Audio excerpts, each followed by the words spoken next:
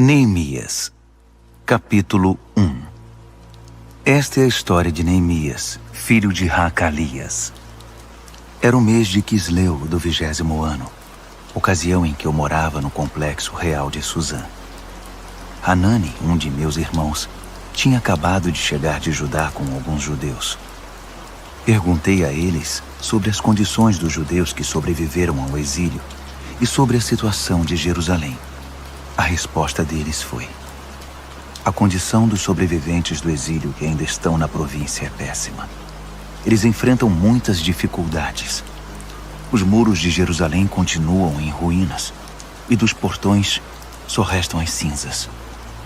Quando ouvi isso, sentei-me e chorei. Durante vários dias, a tristeza me dominou e fiquei sem comer nada, orando ao Deus dos céus. Eu disse: ó eterno Deus dos céus, Deus grande e tremendo, que és leal à tua aliança e fiel a todos os que te amam e obedecem aos teus mandamentos, olha para mim, ouve a minha oração. Presta atenção às súplicas que teu servo tem dirigido a ti dia e noite, intercedendo por teu povo Israel, confessando os pecados deles. Eu mesmo e meus antepassados estamos entre os que pecaram contra ti. Fizemos muito pouco caso de ti. Não obedecemos ao que nos ordenaste, ignoramos os teus mandamentos e desrespeitamos as determinações que deste ao teu servo Moisés. Lembra-te que alertaste teu servo Moisés, dizendo: se vocês me abandonarem, eu os espalharei aos 4 cantos da terra. Mas se voltarem para mim e fizerem o que eu disser, reunirei todos os que estiverem dispersos, onde quer que estejam, e os trarei de volta ao lugar em que estabeleci meu nome. Eles são teus servos, o povo que libertaste de maneira poderosa e impressionante. Ó Senhor, ouve a oração do teu servo e de todos os que honram o teu nome. Permite que o rei concorde com o pedido que farei hoje. Na época, eu era encarregado de servir a bebida do rei. Neemias, capítulo 2. No mês de Nisan, no 20º ano do rei Artaxerxes, na hora de servir o vinho, fui levar a bebida ao rei como de costume. Eu nunca tinha ficado constrangido na presença do rei. Por isso ele me perguntou: você parece abatido? Não está doente ou deprimido, está? A pergunta me deixou ainda mais perturbado. Respondi: viva o rei! Como eu não estaria abatido se a cidade na qual todos os meus familiares estão sepultados está em ruínas e só restam cinzas dos seus portões? O rei perguntou: o que você deseja? Orando ao Deus dos céus, fiz o meu pedido.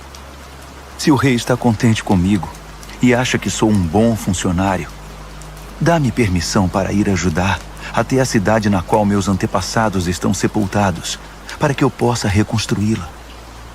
O rei, com a rainha sentada ao seu lado, disse: quanto tempo você precisa para realizar esse trabalho e quando estará de volta? Eu disse a data e o rei concordou com a minha ida.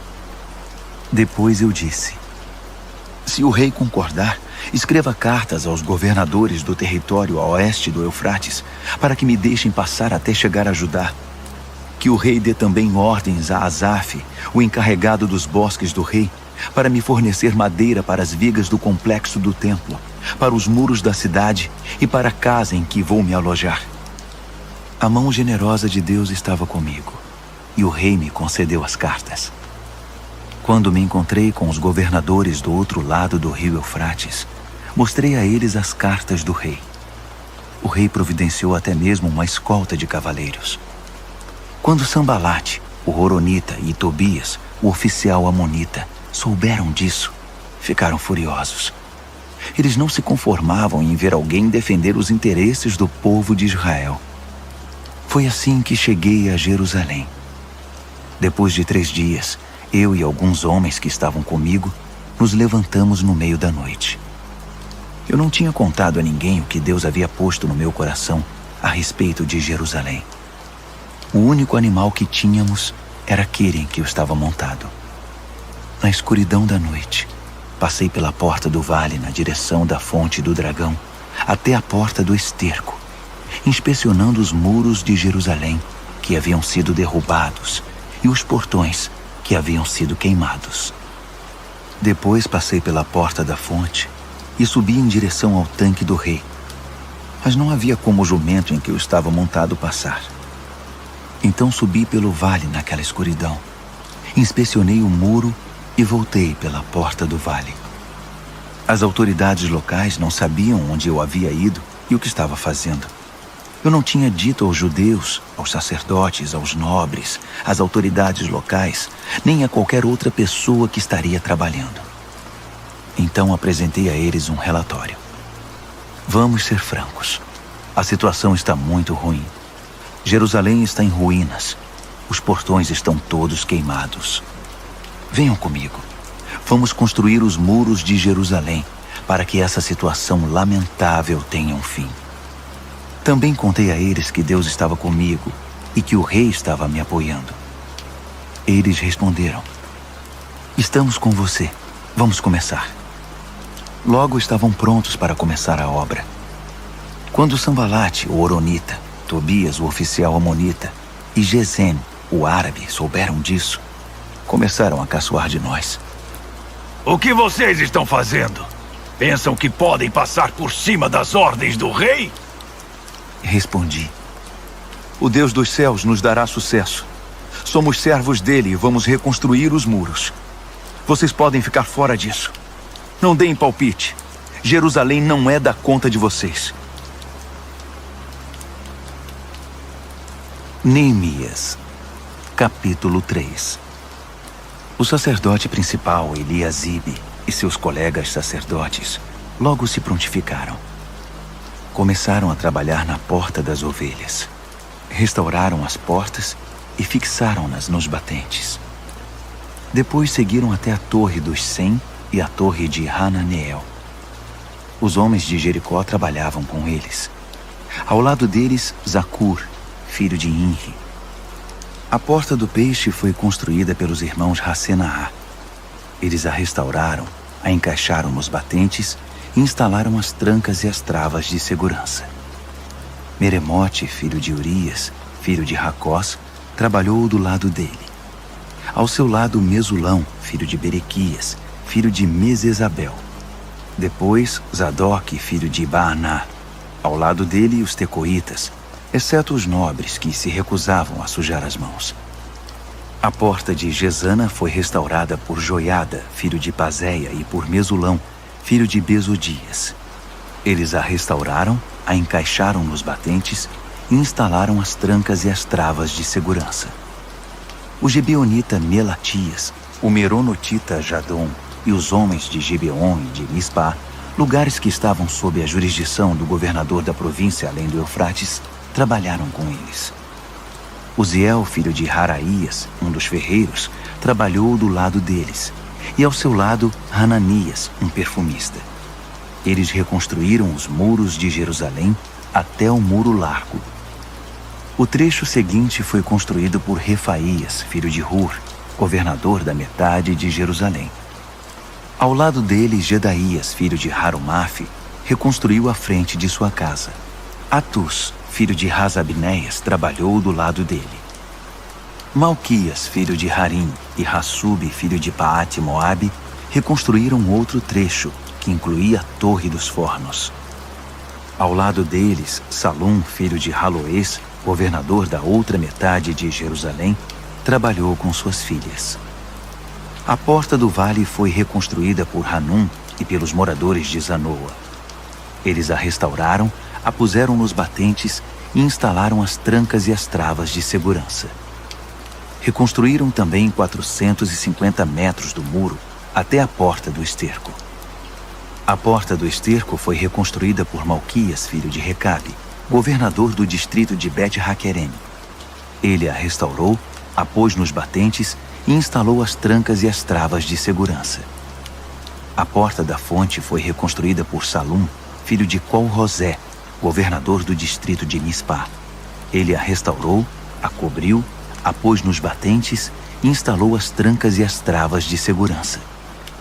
Também reconstruiu o muro do tanque de Siloé, que fica no jardim do rei, até os degraus que descem da cidade de Davi. Depois dele, Neemias, filho de Asbuque, governador da metade do distrito de Bet-Zur, trabalhou desde o trecho diante do túmulo de Davi até o tanque artificial e a casa dos soldados. Em seguida estavam os levitas sob o comando de Reum, filho de Bani. Ao lado deles, Razabias, governador da metade do distrito de Keila, representou aquela região.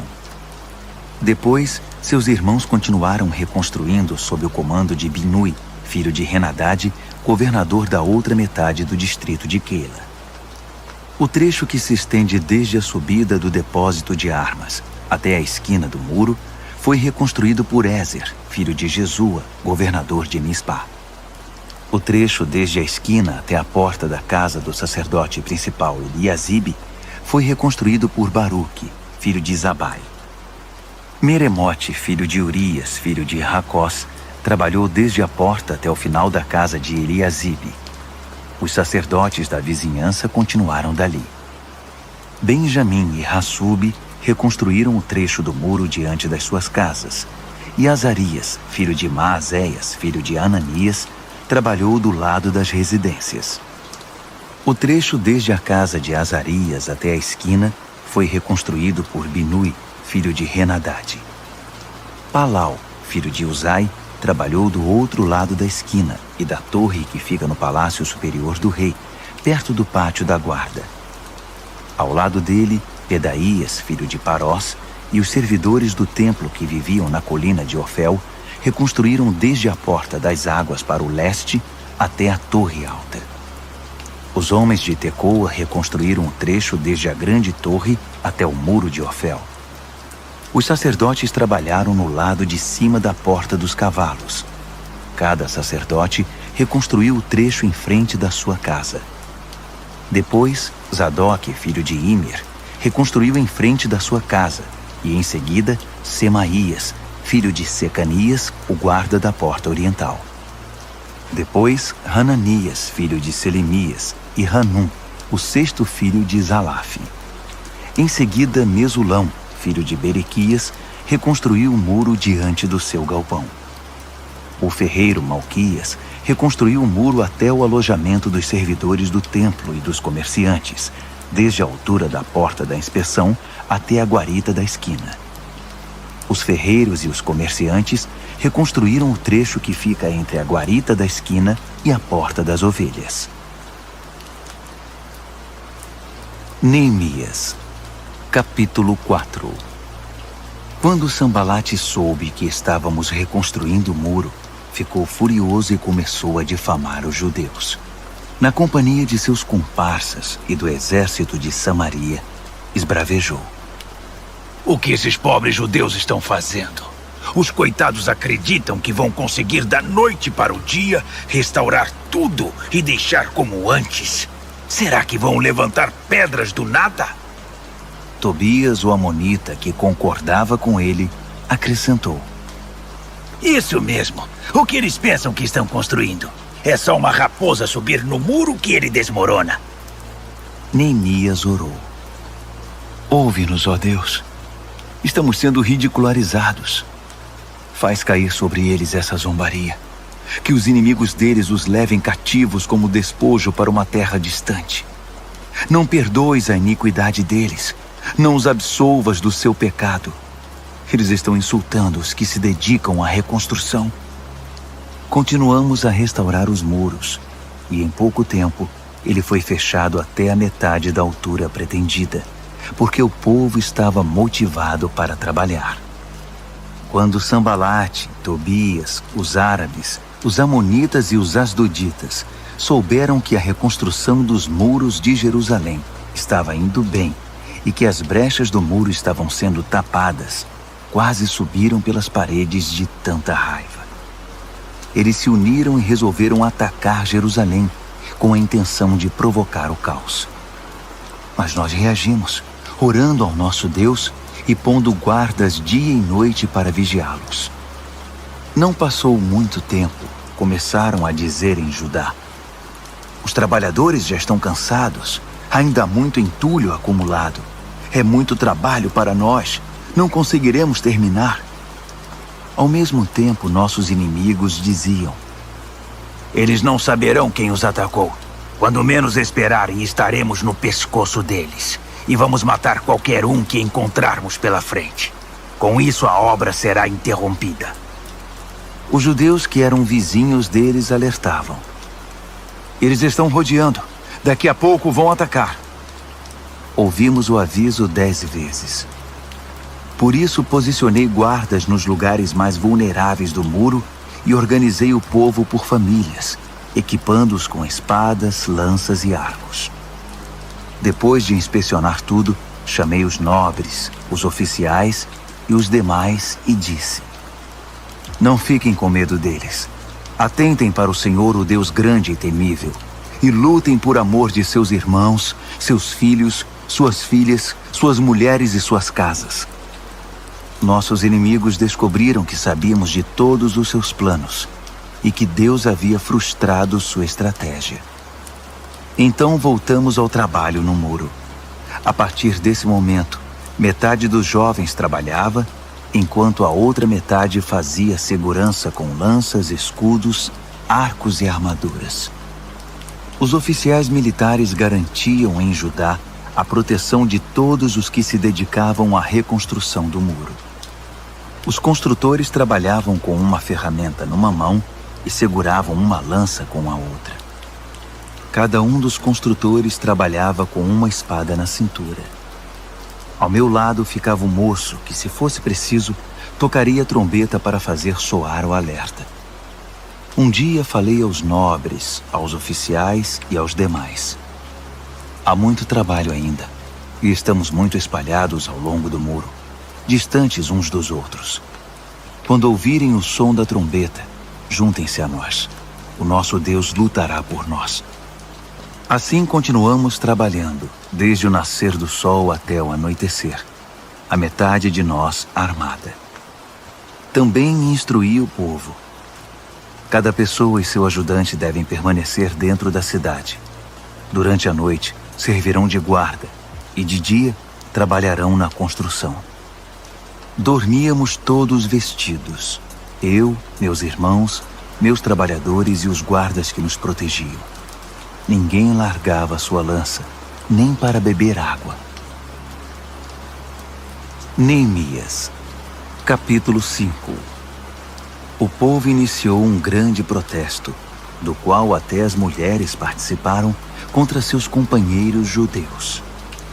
Alguns diziam: temos famílias grandes. Se não tivermos comida, vamos morrer. Outros diziam: tivemos que hipotecar nossos campos, nossas vinhas e nossas casas apenas para comprar trigo, para não morrer de fome. Outros ainda diziam: precisamos pedir dinheiro emprestado até para pagar o imposto real sobre nossos campos e vinhas. Vejam, somos do mesmo sangue que nossos irmãos. Nossos filhos são tão bons quanto os deles, mas estamos a ponto de vendê-los como escravos. Algumas das nossas filhas já foram vendidas. E não podemos fazer nada, porque nossos campos e vinhas já pertencem a outros. Quando soube do protesto e das reclamações, fiquei muito aborrecido. Depois de analisar a questão, censurei os nobres e os oficiais. Vocês estão se aproveitando de seus irmãos. Em seguida, convoquei uma reunião de emergência para tratar do assunto e disse à Assembleia: fizemos tudo o que podíamos para resgatar nossos compatriotas judeus que foram vendidos como escravos a estrangeiros. Agora vocês estão vendendo esses mesmos compatriotas de volta à escravidão? Isso significa que teremos de comprá-los outra vez? Eles não disseram nada, mas também o que poderiam dizer? O que vocês estão fazendo está errado. Onde está o temor de Deus? Vocês não se importam com o que as nações ao redor, os nossos inimigos, vão pensar de vocês? Eu, meus irmãos e as pessoas que estão trabalhando comigo também emprestamos dinheiro para eles. Mas é preciso parar com a cobrança de juros. Devolvam a eles os campos, as vinhas, os olivais e as casas. Perdoem todas as dívidas e não cobrem o trigo, o vinho nem o azeite. Eles responderam: Está bem, vamos devolver. Não faremos mais exigências. Faremos tudo o que você nos disser. Logo depois reuni os sacerdotes e obriguei os nobres e os oficiais a cumprir a palavra dada. Eu mesmo tirei tudo o que tinha no bolso, sacudi na frente deles e disse: que Deus esvazie o bolso e a casa daquele que não cumprir a promessa. Que seja sacudido e esvaziado. Todos concordaram e disseram: vamos fazer assim. E louvaram a Deus. O povo cumpriu mesmo a sua palavra. Desde que o rei Artaxerxes me nomeou governador da terra de Judá, do 20º ano ao 32º ano do reinado de Artaxerxes, nem eu, nem meus irmãos nos beneficiamos da comida destinada ao governador. Os governadores antes de mim oprimiam o povo, exigindo comida e vinho, além de 480 gramas de prata. Até seus auxiliares se aproveitavam do povo. Mas por temor a Deus eu não fiz isso. Eu tinha um trabalho a fazer: construir o muro, e me dediquei a ele. Todos os meus homens estavam envolvidos no trabalho. Não tínhamos tempo para nos preocupar em adquirir propriedades.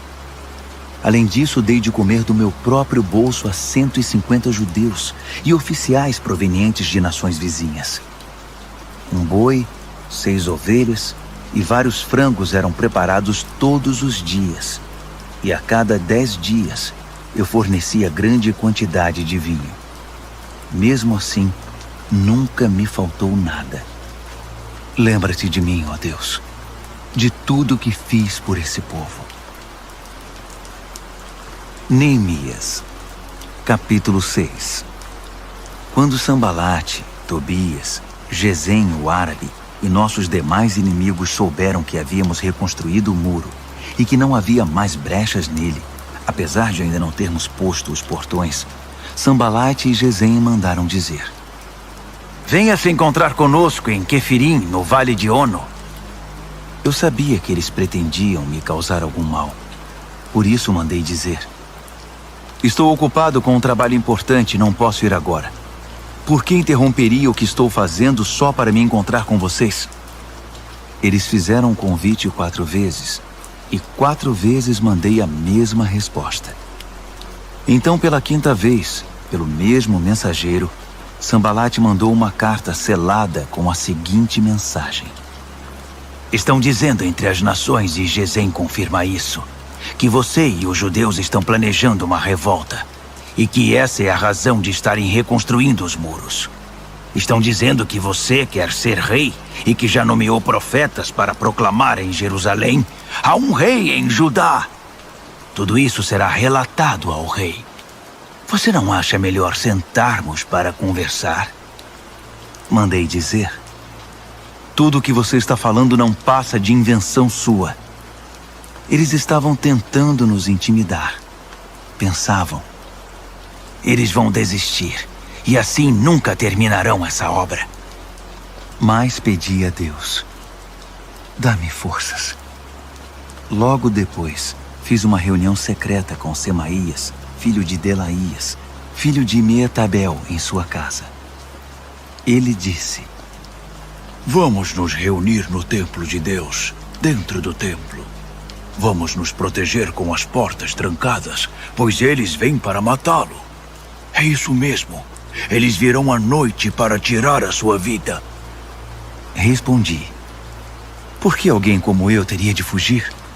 E por que teria de me esconder justamente no templo? Não vou fazer isso. Senti que aquele plano não agradava a Deus. A suposta profecia, na verdade, era uma estratégia de Tobias e Sambalate. Eles haviam contratado Semaías. Eles pagaram para que ele me assustasse e me enganasse, e assim acabasse profanando o templo e manchando a minha reputação. Com isso teriam do que me acusar. Orei: ó Deus, não permitas que Tobias e Sambalate se livrem de todo o dano que causaram. Faça o mesmo à profetisa Noadia e aos demais profetas que tentam minar minha confiança. A reconstrução dos muros foi concluída no dia 25 do mês de Elu. Foram 52 dias de trabalho. Quando nossos inimigos souberam disso e as nações ao redor viram a obra que fizemos, nossos adversários perderam a esperança. No fundo, reconheceram que a obra era de Deus. Durante todo esse tempo, os nobres de Judá se correspondiam com Tobias. Muitos dos nobres tinham ligações com ele, porque ele era genro de Secanias, filho de Ara, e seu filho Joanã havia se casado com a filha de Mesulão, filho de Berequias. Eles me contavam todas as coisas boas que ele havia feito, e depois contavam para ele tudo o que eu dizia. Então, Tobias mandava cartas para me intimidar.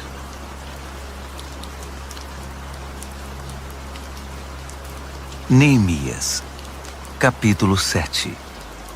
Depois que os muros foram reconstruídos, os portões assentados, e os guardas, os cantores e os levitas designados, nomeei meu irmão Hanani, e com ele Ananias, comandante da fortaleza, para administrar Jerusalém. Ananias era honesto e temia a Deus mais que qualquer outra pessoa. Dei a seguinte ordem: não abram os portões de Jerusalém antes do nascer do sol, e tranquem os portões com as barras de segurança antes de os guardas se retirarem. Escolham guardas entre os cidadãos de Jerusalém e encarreguem-nos da segurança no trecho que fica diante da casa deles. A cidade era grande e espaçosa, mas a população era ainda pouco numerosa e muitas casas continuavam em ruínas. Deus pôs em meu coração reunir os nobres, os oficiais e toda a população para que todos fossem registrados. Encontrei os registros genealógicos dos que retornaram do exílio com o primeiro grupo. Estes são os nomes que constavam deles. Estes são os habitantes da província que retornaram do cativeiro, os quais Nabucodonosor, rei da Babilônia, tinha levado cativos. Eles voltaram para Jerusalém e Judá, cada um para sua cidade de origem.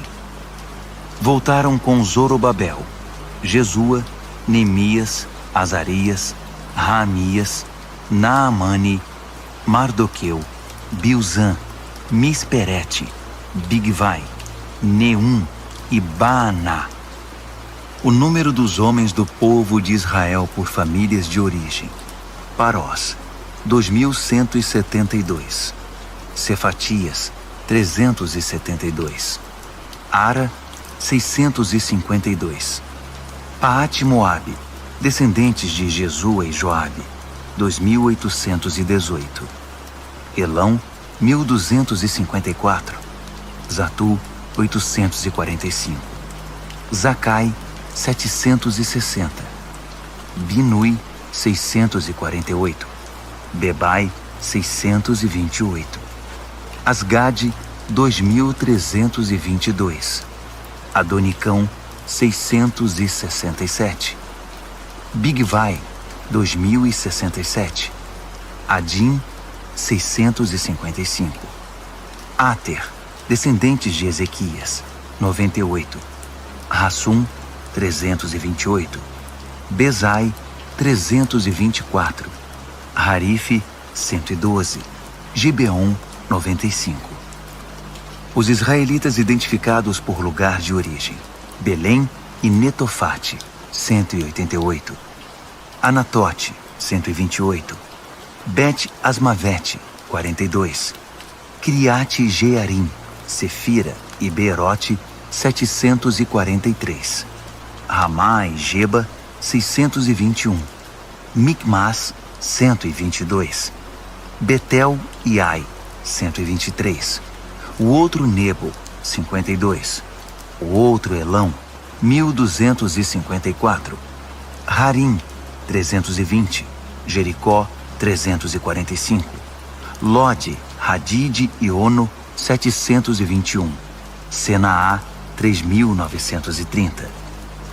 Das famílias dos sacerdotes: Gedaías, Descendentes de Jesua, 973. Imer, 1052. Pazur, 1247. Harim, 1017. As famílias dos levitas. Jesua, descendentes de Cadmiel e de Rodeva, 74. Os cantores, os descendentes de Asaf, 148. As famílias dos guardas, Salum, Ater, Talmon, Acube, Atita e Sobai, 138. As famílias dos servidores do templo, Zia, Razufa, Tabaote, Queros, Sia, Padom, Lebana, Hagaba, Salmai, Hanã, Gidel, Gaar, Reaías, Rezim, Necoda, Gazão, Uzá, Pazéia, Bezai, Meunim, Nefuzim, Baquebuque, Racufa, Harur, Baslite, Meida, Harsa, Barcos, Císera, Tamá, Neesias e Ratifa. As famílias dos servidores de Salomão, Sotai, Soferete, Perida, Jaala, Darcom, Gidel, Cefatias, Ratil, Poquerete, Razebaim e Amon. Os servidores do templo e os servos de Salomão, 392. Estes são os que vieram de Tel-Melá, Tel-Harza, Querube, Amon e Imer. Eles não conseguiram provar que eram israelitas. Os descendentes de Delaías, Tobias e Necoda, 642. O mesmo aconteceu com estas famílias de sacerdotes. Os descendentes de Rabaías, Racós, Barzilai, que se casou com uma filha de Barzilai de Gileade e era chamado por esse nome. Eles procuraram os registros da família, mas não encontraram. Por isso foram impedidos de exercer a função de sacerdote e considerados ritualmente impuros. O governador determinou que eles não poderiam comer do alimento sagrado até que um dos sacerdotes definisse a situação deles por meio do Urim e do Tumim. O total dos que voltaram do exílio foi 42.360, sem contar os escravos, que totalizavam 7.337. Também havia 245 cantores e cantoras, que possuíam 736 cavalos, 245 mulas, 435 camelos e 6.720 jumentos. Alguns dos chefes das famílias entregaram ofertas voluntárias para a obra. O governador deu ao tesouro 8 quilos de ouro, 50 bacias e 530 vestimentas para os sacerdotes. Alguns dos chefes das famílias deram para o tesouro uma oferta de 160 quilos de ouro e 1.320 quilos de prata para a obra. O restante do povo contribuiu com 160 quilos de ouro, 1.200 quilos de prata e 67 vestimentas para os sacerdotes.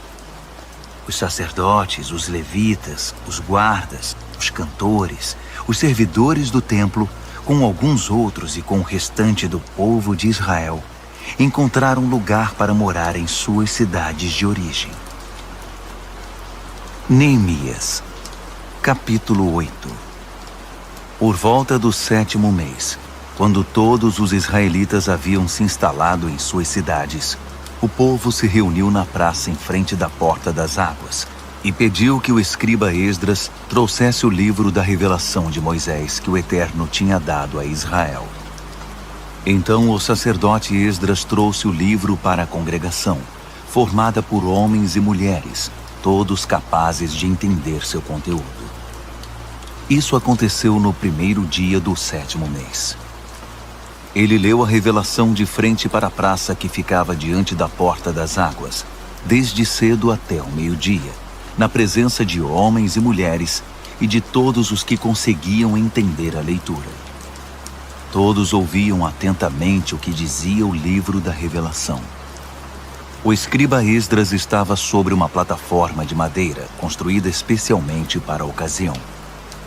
Do seu lado direito estavam Matitias, Sema, Anaías, Urias, Ilquias e Maazéias. Do lado esquerdo estavam Pedaías, Misael, Malquias, Hassum, Rasbadana, Zacarias e Mesulão. Esdras abriu o livro. Todos os olhares estavam voltados para ele, que estava de pé sobre a plataforma. E quando ele abriu o livro, todos ficaram de pé. Esdras louvou ao Eterno, o grande Deus, e todo o povo respondeu levantando as mãos. Amém. Amém. Em seguida prostraram-se com o rosto em terra em adoração ao Eterno.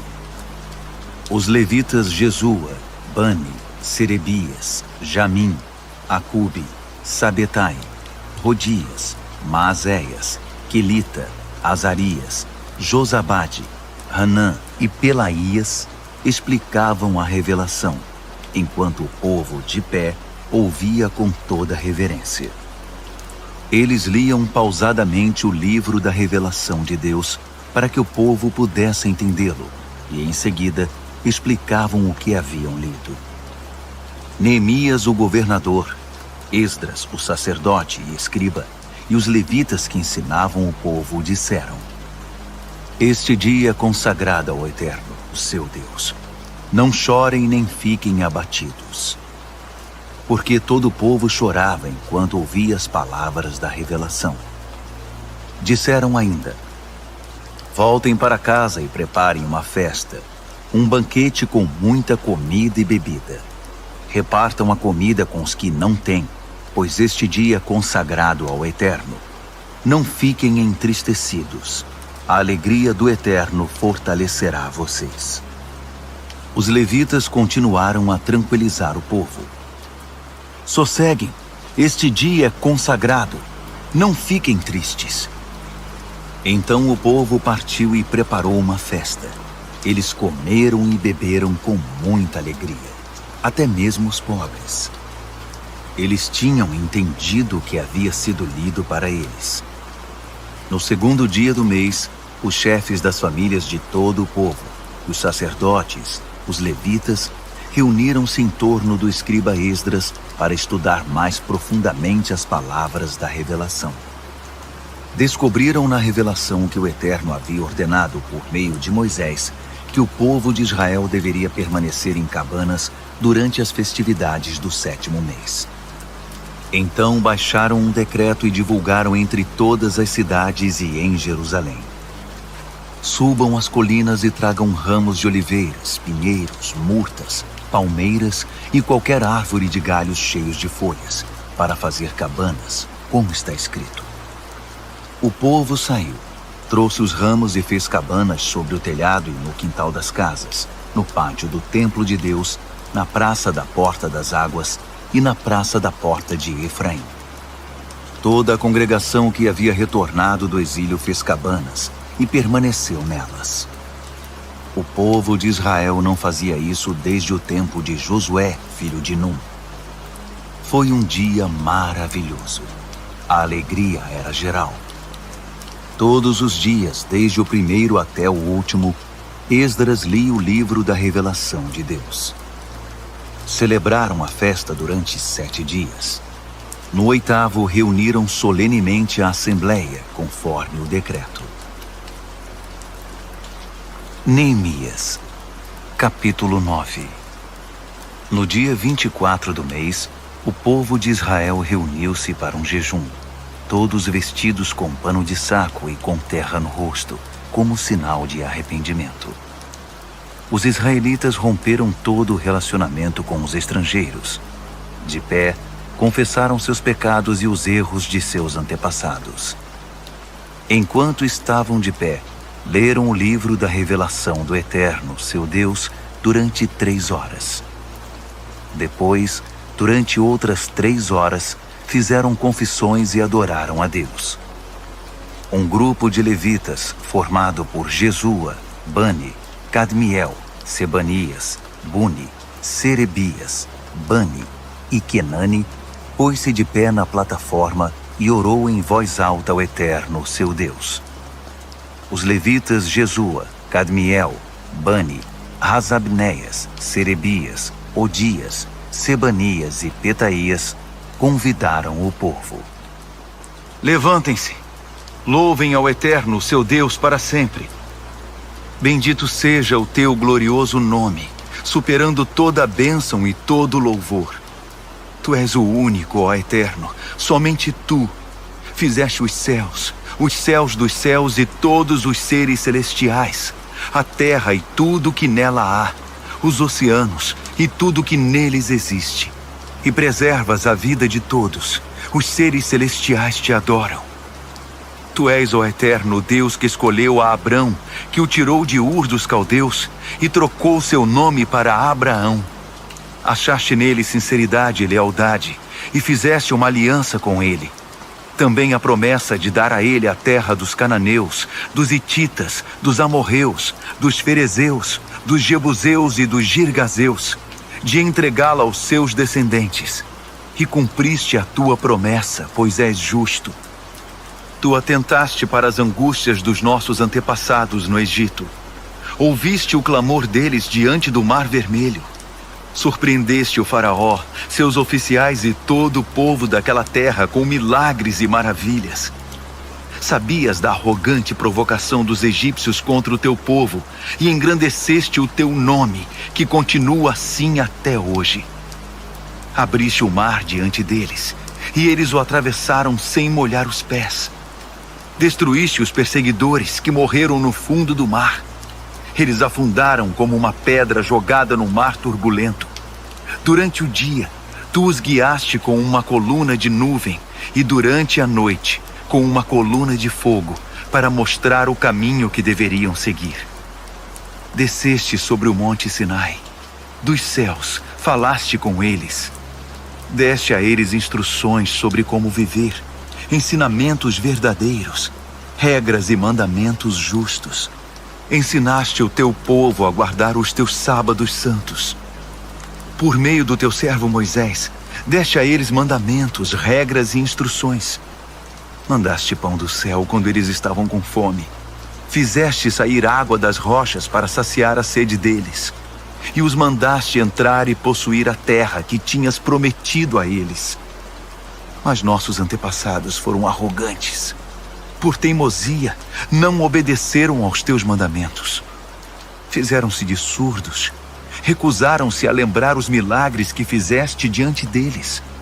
Tornaram-se obstinados e cismaram em voltar para a escravidão do Egito. Mas tu, sendo Deus perdoador, misericordioso e compassivo, de paciência inacreditável e cheio de amor, não os desamparaste. Mesmo depois de esculpirem um bezerro e de terem dito: "Este é o Deus de vocês que os tirou do Egito", e de terem feito coisas piores, tu, por tua grande compaixão, não os abandonaste à própria sorte no deserto. A coluna de nuvem não os deixou. Diariamente, ela continuava mostrando o caminho. A coluna de fogo, também à noite, indicava o caminho. Tu concedeste o teu espírito para ensiná-los a viver com sensatez. Nunca deixaste de enviar o maná e deste a eles água em abundância. Sustentaste o povo 40 anos no deserto, e eles tinham tudo de que precisavam. Suas vestes não envelheceram, e seus pés nunca ficaram inchados. Entregaste a eles reinos e povos. Repartiste os territórios deles com o teu povo. Eles conquistaram a terra de Seom, rei de Esbom, e a terra de Og, rei de Bazã. Fizeste que se multiplicassem como as estrelas do céu, e os fizeste entrar e possuir a terra, pois havias prometido aos seus antepassados que eles iriam conquistá-la. Eles entraram na terra, tomaram posse dela e fizeram morada ali. Os cananeus que viviam ali renderam-se diante deles. Tu entregaste ao teu povo a terra, os reis e o povo deles. Podiam fazer o que quisessem com eles. Eles conquistaram fortalezas e lavouras produtivas. Possuíram casas cheias de bens, cisternas, vinhas, olivais, pomares com muitas árvores. Comeram e se fartaram do melhor da terra. deleitaram-se em tua grande bondade. Mas eles se rebelaram contra ti, abandonaram as tuas leis e mataram os teus profetas, os profetas que tentavam conduzi-los de volta para ti, e fizeram coisas ainda piores. Tu os entregaste aos inimigos que os maltrataram. Mesmo assim, no meio da aflição, eles clamaram a ti, e tu os ouviste dos céus. Por conta da tua imensa compaixão, enviaste libertadores que os salvaram da crueldade dos inimigos.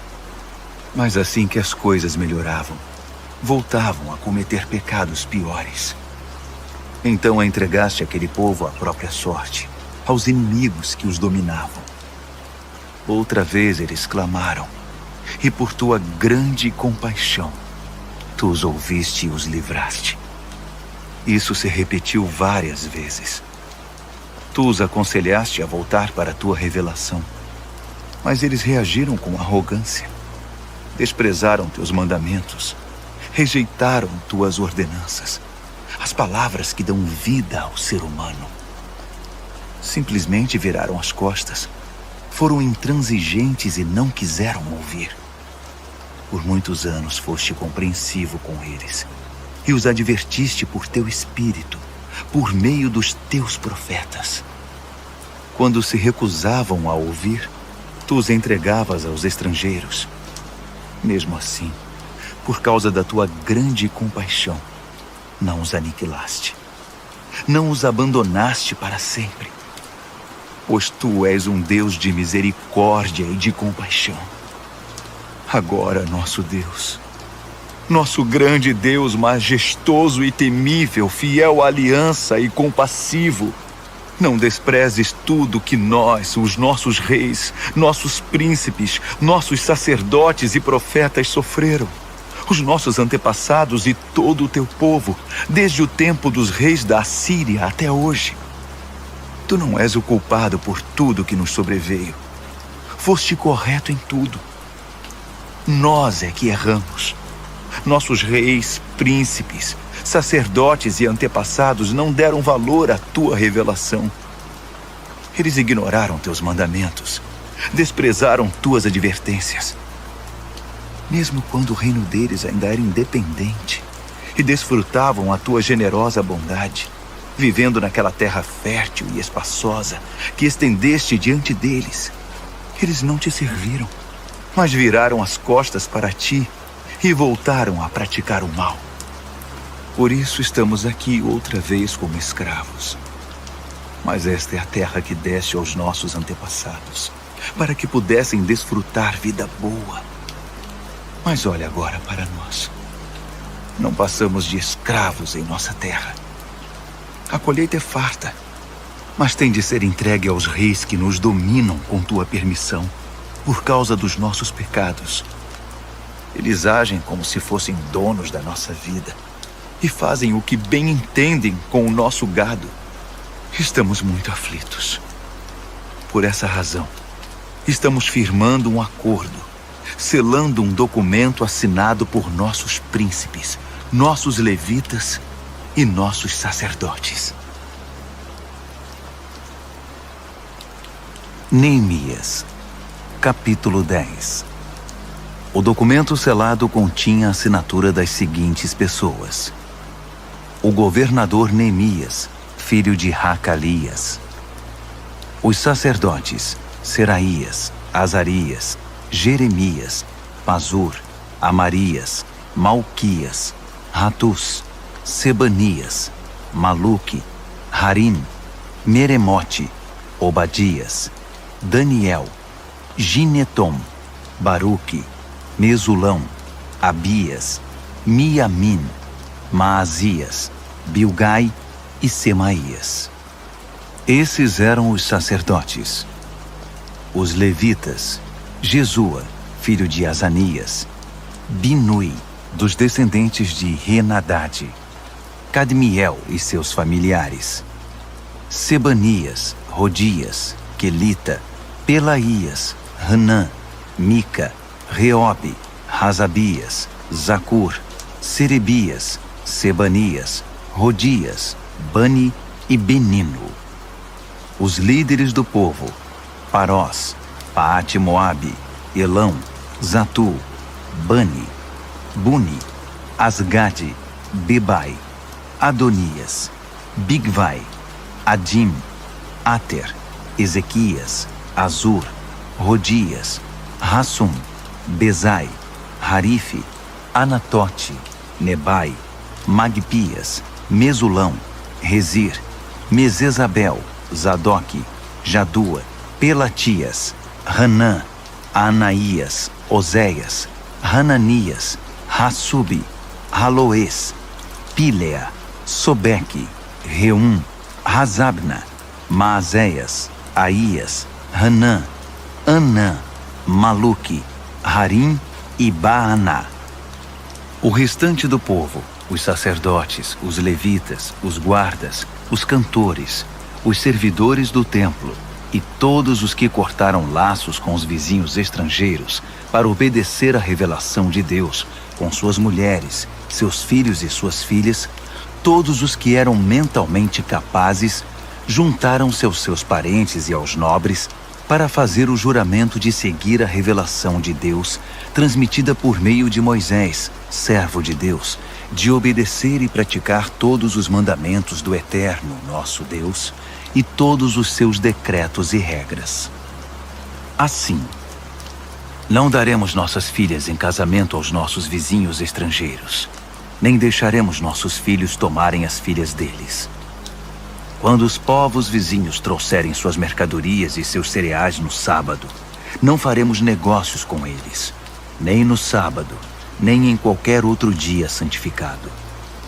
De 7 em 7 anos, deixaremos a terra descansar e cancelaremos todas as dívidas. Comprometemo-nos a pagar o tributo anual de 4 gramas para as despesas do templo do nosso Deus, com os pães da mesa, as ofertas de cereais, as ofertas queimadas, as ofertas dos sábados, da lua nova e das festas fixas, as ofertas sagradas, as ofertas de perdão para expiação a favor de Israel, a manutenção do templo do nosso Deus. Nós, os sacerdotes, os levitas e todo o povo, escolhemos por sorteio as famílias que trarão a lenha para o fogo do altar do nosso Deus, de acordo com o programa anual estabelecido na revelação. Comprometemo-nos a entregar anualmente ao templo do Eterno os primeiros frutos da nossa lavoura e dos nossos pomares, o primeiro filho e o primeiro animal, e a primeira cria do nosso gado e das nossas ovelhas, aos sacerdotes que servem no templo do nosso Deus, como prescreve a revelação. Traremos o melhor dos nossos cereais, das nossas contribuições do fruto de toda a árvore, do vinho e do azeite para os sacerdotes, para os depósitos do templo do nosso Deus. Traremos os dízimos das nossas lavouras para os levitas, uma vez que os levitas foram designados para arrecadar os dízimos nas cidades em que trabalhamos. Um sacerdote descendente de Arão supervisionará os levitas na arrecadação dos dízimos para garantir que 1/10 do que for arrecadado seja entregue ao tesouro do templo do nosso Deus. Faremos que o povo de Israel e os levitas entreguem os cereais, o vinho e o azeite para os depósitos em que também são guardados os utensílios do santuário e nos quais os sacerdotes, os guardas e os músicos que ministram se reúnem. Não negligenciaremos o templo do nosso Deus. Neemias, capítulo 11. Os líderes do povo já estavam morando em Jerusalém. Por isso o restante do povo escolheu, por sorteio, uma de cada 10 pessoas para morar em Jerusalém, a cidade santa, enquanto os outros 9 permaneciam em suas cidades. O povo também aprovou todos os que se ofereceram voluntariamente para morar em Jerusalém. Estes foram os líderes das províncias que se mudaram para Jerusalém. Alguns israelitas, sacerdotes, levitas, servidores do templo e descendentes dos oficiais de Salomão moravam em suas propriedades, que estavam espalhadas entre as várias cidades de Judá. Outros de Judá e Benjamim moravam em Jerusalém. Entre os descendentes de Judá, Ataías, filho de Uzias, filho de Zacarias, filho de Amarias, filho de Cefatias, filho de Maalaleel, descendente de Pérez, Maazéias, filho de Baruque, filho de Col-Rosé, filho de Razaías, filho de Adaías, filho de Joiaribe, filho de Zacarias, descendente de Selá. Os descendentes de Pérez, que moravam em Jerusalém, totalizavam 468 homens valentes. Entre os descendentes de Benjamim, Salu, filho de Mesulão, filho de Joede, filho de Pedaías, filho de Colaías, filho de Maazéias, filho de Itiel, filho de Jesaías, e seus irmãos Gabai e Salai. Ao todo, 928 homens. Joel, filho de Zicre, era chefe deles, e Judá, filho de Rassenua, era o segundo no comando sobre a cidade. Dos sacerdotes, Gedaías, filho de Joiaribe, e Jaquim, Seraías, filho de Ilquias, filho de Mesulão, filho de Zadoque, filho de Meraiote, filho de Aitube, que era o administrador do templo de Deus, e seus companheiros, que faziam o trabalho do templo. Ao todo eram 822 homens. Além desses, Adaías, filho de Jeroão, filho de Pelaías, filho de Anze, filho de Zacarias, filho de Pazur, filho de Malquias, e seus companheiros, que eram chefes de famílias, totalizavam 242 homens. Amassai, filho de Azarreel, filho de Azai, filho de Mesilemote, filho de Imer, e seus companheiros, todos homens valentes, eram 128 homens. O chefe deles era Zabdiel, filho de Gedolim. Dos levitas, Semaías, filho de Hassubi, filho de Azricão, filho de Razabias, filho de Buni, Sabetai e Josabade, 2 líderes dos levitas encarregados do trabalho externo do templo de Deus. Matanias, filho de Mica, filho de Zabde, filho de Asaf, o dirigente que conduzia as ações de graças e as orações. Baquebuquias, o segundo entre seus companheiros. Abda, filho de Samua, filho de Galau, filho de Gedutum. Os levitas da cidade santa totalizavam 284 homens. Dos guardas, Acube, Talmon e seus companheiros, que vigiavam os portões, um total de 172 homens. O restante dos israelitas, sacerdotes e levitas, estavam espalhados por todas as cidades de Judá, cada um na propriedade de sua família. Os servidores do templo moravam na colina de Ofel. Zia e Gispa eram os líderes deles. O chefe dos levitas em Jerusalém era Uzi, filho de Bani, filho de Razabias, filho de Matanias, filho de Mica. Uzi era dos descendentes de Asaf, os cantores que dirigiam a adoração no templo de Deus. Os cantores estavam sob as ordens do rei, que determinava as atividades diárias deles. Petaías, filho de Mesesabel, descendente de Zerá, filho de Judá, representava os interesses do povo na corte real. Alguns do povo de Judá foram morar nos vilarejos próximos de suas terras, em Kiriat Arba, Hebron e seus arredores, em Dibon e seus arredores, em Jecab-Zeel e seus arredores, em Jesua, em Moladá, em Bet-Pelete, em Hazar-Sual, em Berseba e seus arredores, em Ziclag, em Meconá e seus arredores, em En-Rimon, em Zorá, em Jarmute, em Zanoa, em Adulão e seus arredores, em Laques e suas pastagens, em Azeca e seus arredores. Ocupavam toda a região desde Berseba até o vale do Rinom. Os benjamitas de Geba foram viver em Micmas, Aia, Betel e seus arredores, Ananote, Nobe e Ananias, Razor, Ramá e Gitaim, Hadide, Zeboim e Nebalate, Lode e Ono e o Vale dos Artesões. Alguns grupos de levitas de Judá foram designados para morar em Benjamim. Neemias, capítulo 12. Estes são os sacerdotes e os levitas que vieram com Zorobabel, filho de Sealtiel, e Jesua: Seraías, Jeremias, Esdras, Amarias, Maluque, Ratus, Secanias, Reum, Meremote, Ido, Ginetom, Abias, Miamim, Maadias, Bilga, Semaías, Joiaribe, Gedaías, Salu, Amoque, Ilquias e Gedaías. Esses eram os líderes dos sacerdotes no tempo de Jesua. Os levitas: Jesua, Binui, Cadmiel, Serebias e Judá. Matanias e seus irmãos eram encarregados dos cânticos de louvor, e seus irmãos Baquebuquias e Uni ficavam de frente para eles durante a adoração. Jesua foi pai de Joiaquim. Joiaquim foi pai de Eliasibe. Eliasibe foi pai de Joiada. Joiada foi pai de Jonatas. E Jonatas foi pai de Jadua.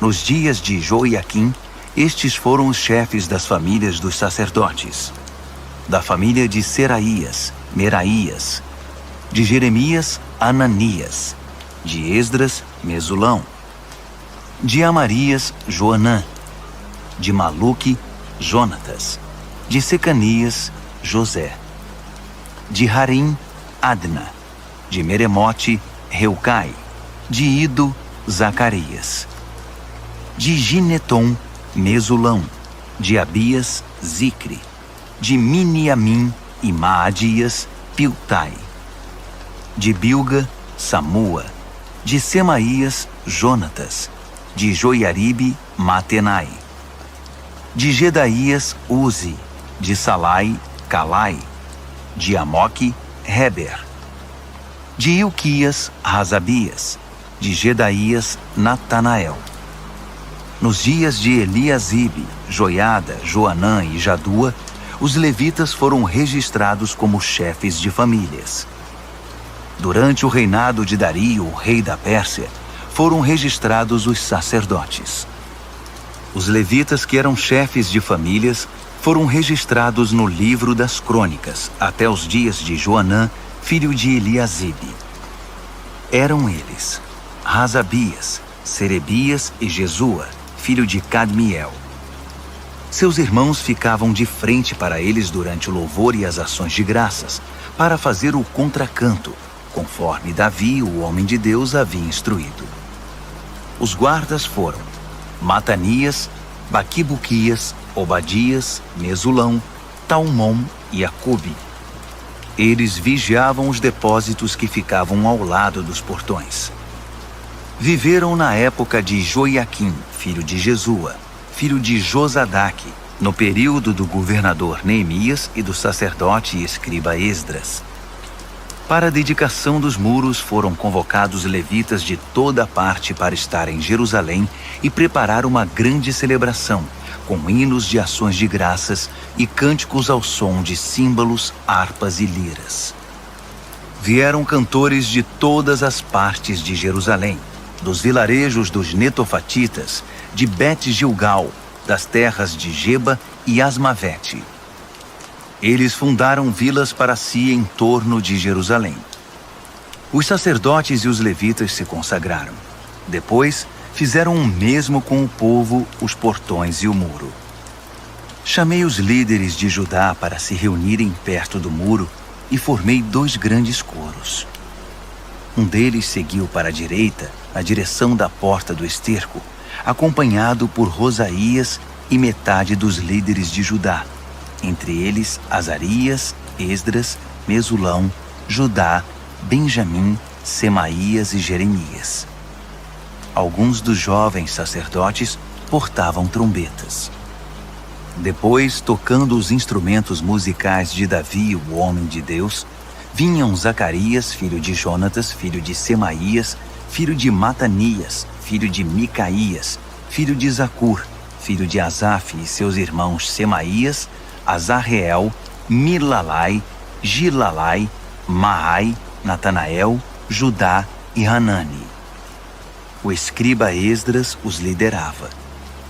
Da porta da fonte, subiram direto pelos degraus da cidade de Davi, pela escada que fica ao longo do muro, acima do palácio de Davi, voltando para a porta da fonte a leste. O outro grupo seguiu para a esquerda. Eu e metade do povo seguimos pelo muro, desde a Torre dos Fornos até a parte larga do muro, acima da porta de Efraim, a porta de Gesana, a porta do Peixe, a torre de Hananeel e a torre dos 100, até a porta das ovelhas. Paramos na porta da guarda. Depois, os 2 coros ocuparam seus lugares no templo de Deus. Acompanhei a metade dos oficiais e os sacerdotes Eliaquim, Maazéias, Miniamim, Micaías, Elioenai, Zacarias e Hananias, que estavam com suas trombetas. Também estavam lá Maazéias, Semaías, Eleazar, Uzi, Joanã, Malquias, Elão e Ézer. Os cantores eram conduzidos por Jezraías. Naquele dia ofereceram muitos sacrifícios numa grande celebração, pois Deus os havia enchido de alegria. As mulheres e as crianças levantaram a voz com todo o povo. O júbilo de Jerusalém foi ouvido de muito longe. Naquele mesmo dia, foram escolhidos os encarregados dos depósitos das ofertas, dos primeiros frutos e dos dízimos. Eles tinham a responsabilidade de garantir que a porção dos sacerdotes e dos levitas, ordenada pela revelação, fosse trazida das terras pertencentes às cidades. O povo de Judá respeitava muito o trabalho dos sacerdotes e dos levitas. O povo, os cantores e os guardas fizeram tudo como mandava a cartilha.